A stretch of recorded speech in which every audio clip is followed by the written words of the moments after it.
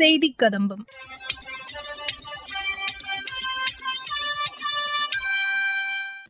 இன்றைய செய்திக் கதம்பத்தில் போஷன் அபியான் திட்டம் குறித்து எமது தருமபுரி செய்தியாளர் வழங்கும் தகவல், பிரதமரின் விபத்து காப்பீடு குறித்து எமது காஞ்சிபுரம் மாவட்ட செய்தியாளர் வழங்கும் செய்தித் தொகுப்பு மற்றும் மத்திய அரசின் சமூக வலைதள பதிவுகள் ஆகியவை இடம்பெறுகின்றன. முதலில் தருமபுரி மாவட்டத்தில் போஷன் அபியான் திட்டம் சிறப்பாக செயல்படுத்தப்பட்டு வருகிறது. அங்கன்வாடி மையங்களில் இத்திட்டம் மூலம் குழந்தைகளுக்கு ஊட்டச்சத்து மிக்க உணவு வழங்கப்பட்டு வருகிறது. இதுகுறித்து எமது மாவட்ட செய்தியாளர் வழங்கும் செய்தித் தொகுப்பு. தருமபுரி மாவட்டத்தில் போஷன் அபியான் திட்டம் சிறப்பாக செயல்படுத்தப்பட்டு வருகிறது.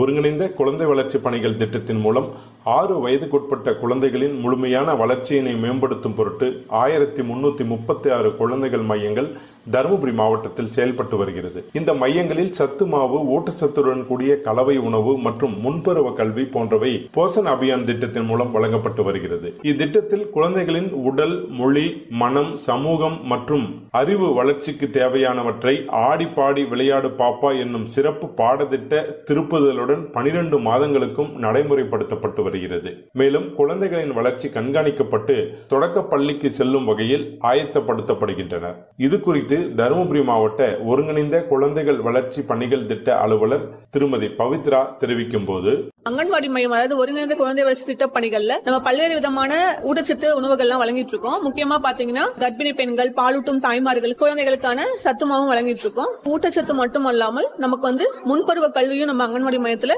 வழங்கிட்டு இருக்கோம். ஒரு மாதமும் ஒரு தலைப்பில் ஆடி பாடி விளையாடு பாப்பா குழந்தைகளுக்காக பாடத்திட்டங்களும் சொல்லி கொடுத்துட்டு இருக்கோம். அதுபோல குழந்தைகளுக்கான எடை உயரமும் நமக்கு மாதாந்திர அடிப்படையில் எடுத்து குழந்தைகளோட வளர்ச்சி கண்காணிக்கப்படுகிறது.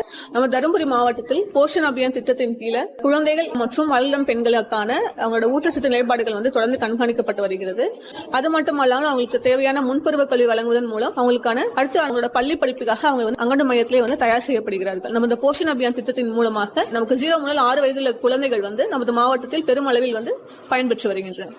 அங்கன்வாடி மையங்களில் போஷன் அபியான் திட்டத்தின் கீழ் ஊட்டச்சத்து குறைபாடு இல்லாத சமுதாயத்தை உருவாக்கும் நோக்கில் மாதந்தோறும் சமுதாயம் சார்ந்த நிகழ்வுகள் நடத்தப்பட்டு வருகிறது. அங்கன்வாடி மையங்களின் உள்கட்டமைப்பை மேம்படுத்துவதன் மூலம் குழந்தைகள் மற்றும் பெண்களுக்கான சேவைகளின் தரத்தை மேம்படுத்துவதை நோக்கமாக கொண்டு சீர்மிகு குழந்தைகள் மையமாக தரம் உயர்த்தப்பட்டு வருகிறது. அதன் அடிப்படையில் தருமபுரி மாவட்டத்தில் 51 சீர்மிகு குழந்தைகள் மையங்கள் தரம் உயர்த்தப்பட்டு தண்ணீர் சுத்திகரிப்பான், மின் விசிறிகள், இணையதள வசதியுடன் கூடிய தொலைக்காட்சி, ஊட்டச்சத்து காய்கறி தோட்டம் மற்றும் குழந்தைகள் மையத்திற்கு தேவையான உபகரணங்கள் வழங்கப்பட்டுள்ளது. இது குறித்து குழந்தைகள் வளர்ச்சி அலுவலர் திருமதி சுகந்த பிரியா தெரிவிக்கும் போது, சக்ஷம் அங்கன்வாடி அப்படின்னா ஒவ்வொரு மாவட்டத்திலுமே எல்லா வசதிகளுடன் கூடிய குழந்தை நேய மையமாக குழந்தைகள் மையம் இருக்கணும் அப்படின்றதுக்காக நமக்கு குழந்தைகளுக்கான டிவி பிளஸ் அவங்களுக்கு wall mounted fan, RO system plus pre school materials எல்லாம் வச்சுக்கிறதுக்கு ஏற்ற மாதிரியான கபோர்ட்ஸ், இந்த மாதிரி எல்லா வசதிகளுடன் கூடிய சக்ஷம் அங்கன்வாடி அப்படின்னு சொல்லிட்டு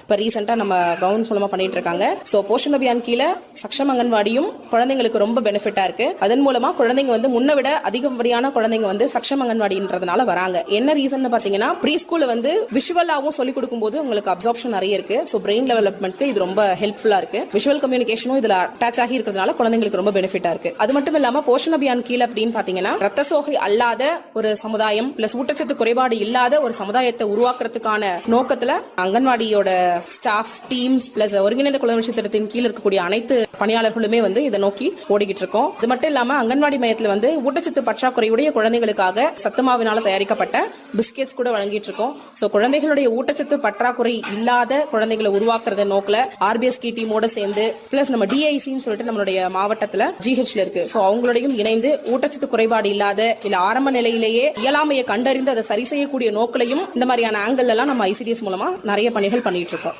இது போன்ற நவீன வசதிகள் மூலம் குழந்தைகள் மையங்களில் குழந்தைகளின் வருகை அதிகரிப்பது மட்டுமின்றி பெற்றோர்களிடையே இச்சீர்மிகு குழந்தைகள் மையம் மிகுந்த வரவேற்பு பெற்றுள்ளது குறிப்பிடத்தக்கது. காஞ்சிபுரம் மாவட்டத்தில் பிரதமரின் விபத்து காப்பீடு திட்டம் சிறப்பாக செயல்படுத்தப்பட்டு வருகிறது. இத்திட்டம் குறித்து எமது செய்தியாளர் வழங்கும் செய்தித் தொகுப்பு. காஞ்சிபுரம் மாவட்டத்தில் மத்திய அரசின் சுரக்ஷா பீமா யோஜனா திட்டம் சிறப்பாக செயல்படுத்தப்பட்டு வருகிறது. இத்திட்டம் கடந்த 2015ஆம் ஆண்டு பாரத பிரதமர் திரு நரேந்திர மோடி அவர்களால் துவக்கி வைக்கப்பட்டது. இத்திட்டத்தில் 18 வயது முதல் 70 வயது வரை உள்ள வங்கி கணக்குள்ளவர்கள் அனைவரும் சேரலாம்.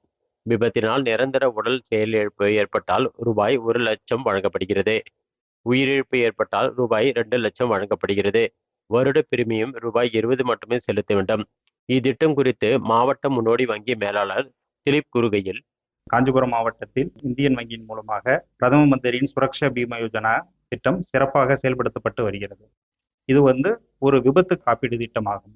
இந்த திட்டத்தை பொறுத்தவரை 18 முதல் 70 வயது உள்ளவர்கள் இந்த திட்டத்தில் சேர்ந்து பயன்பெறலாம். ஆண்டு பிரீமியம் தொகை ரூபாய் 20 மட்டுமே. இத்திட்டத்தில் விபத்து மூலம் உயிரிழந்தவர்களுக்கு அவருடைய குடும்பத்தினருக்கு 2 லட்சம் ரூபாய் வரை காப்பீடு தொகை கிடைக்கும். உடல் இழப்பு செயல்பாடில் ஏற்பட்டால் 1 லட்சம் ரூபாய் வரையும் அவங்களுக்கு காப்பீடு தொகை கிடைக்கும்.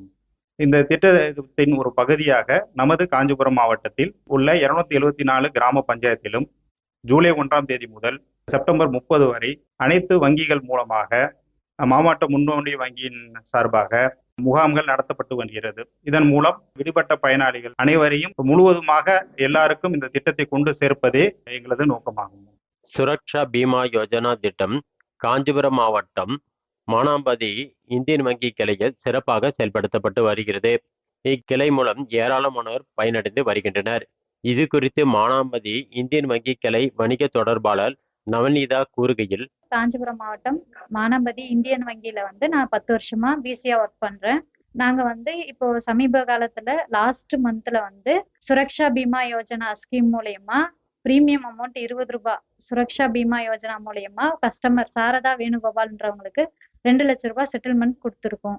இவங்க மட்டும் இல்லாம நிறைய பேர் எங்க வில்லேஜஸ்ல ஆர்வத்தோட இந்த ஸ்கீம்ல ஜாயின் பண்றாங்க. நிறைய பேர் பயனடைகிறாங்க. இத்திட்டத்தில் பயன்பெற்ற பயனாளி கூறுகையில், என் பேரு சாரதா நடுப்பட்டு. எங்க வீட்டுக்காரர் கரண்ட் ஷாக் அடிச்சு செத்துட்டாரு. மானாம்பதி பேங்க்ல நாங்க 20 ரூபாய் இன்சூரன்ஸ் பண்ணி வச்சோம். அது 2 லட்சம் வந்தது. எங்களுக்கு இந்தியன் பேங்க்ல 2 லட்சம் கொடுத்தனாலே ரொம்ப நன்றி. மத்திய அரசின் சமூக வலைதள பதிவுகள். நாடாளுமன்ற மழைக்கால கூட்டத்தொடர் இன்று முதல் தொடங்கியது. மக்களவையில் ஏர் இந்தியா விமானத்தில் உயிரிழந்தவர்களுக்கும் குஜராத் மாநிலத்தின் முன்னாள் முதல்வர் விஜய் ரூபானி அவர்களின் மறைவிற்கும் ஆழ்ந்த இரங்கலை தெரிவித்துக் கொள்வதாக மக்களவைத் தலைவர் திரு ஓம் பிர்லா கூறியுள்ளார்.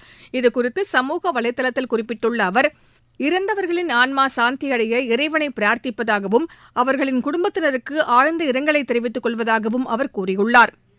மேலும் ஆக்சியாம் மிஷன் 4 மூலம் சர்வதேச விண்வெளி நிலையத்திற்கு வெற்றிகரமாக பயணம் செய்து பூமிக்கு பாதுகாப்பாக திரும்பிய இந்திய விமானப்படையின் குரூப் கேப்டன் திரு சுபான்ஷு சுக்லா மற்றும் குழு உறுப்பினர்களுக்கும் இஸ்ரோ மற்றும் ஆக்சியாம் மிஷன் 4உடன் தொடர்புடைய அனைத்து விஞ்ஞானிகளுக்கும் தமது மனமார்ந்த வாழ்த்துக்களையும் திரு ஓம் பிர்லா தெரிவித்துள்ளார். காங்கிரஸ் கட்சித் தலைவரும் மாநிலங்களவை எதிர்க்கட்சித் தலைவருமான திரு மல்லிகார்ஜுன் கார்கேவின் பிறந்த தினத்தை முன்னிட்டு பாதுகாப்புத்துறை அமைச்சர் திரு ராஜ்நாத் சிங் அவருக்கு வாழ்த்து தெரிவித்துள்ளார். சமூக வலைதளத்தில் அவர் விடுத்துள்ள செய்தியில், நல்ல ஆயுள் மற்றும் நீண்ட ஆரோக்கியத்துடன் வாழ வாழ்த்துவதாக அமைச்சர் குறிப்பிட்டுள்ளார். தென்கொரியாவின் புதிய வெளியுறவு அமைச்சராக நியமிக்கப்பட்டுள்ள திரு ஆம் சோ ஹியோனுக்கு வெளியுறவுத்துறை அமைச்சர் திரு ஜெய்சங்கர் வாழ்த்து தெரிவித்துள்ளார். சமூக வலைதளத்தில் இக்கருத்தை பதிவு செய்துள்ள அவர், வரும் காலங்களில் இந்தியா தென்கொரியா இடையேயான உறவுகள் வலுப்பெற இணைந்து பணியாற்ற விரும்புவதாக திரு ஜெய்சங்கர் குறிப்பிட்டுள்ளார். நாடாளுமன்றம் என்பது ஜனநாயகத்தின் கோவில் என்று மத்திய வேளாண் துறை அமைச்சர் திரு சிவராஜ் சிங் சௌஹான் கூறியுள்ளார். நாடாளுமன்ற மழைக்கால கூட்டத்தொடர் இன்று முதல் தொடங்கியதை அடுத்து பொது நலன் மற்றும் முக்கியமான பிரச்சினைகள் குறித்து ஆக்கப்பூர்வமான விவாதம் நடத்துவதற்கான நேரம் இது என அவர் குறிப்பிட்டுள்ளார்.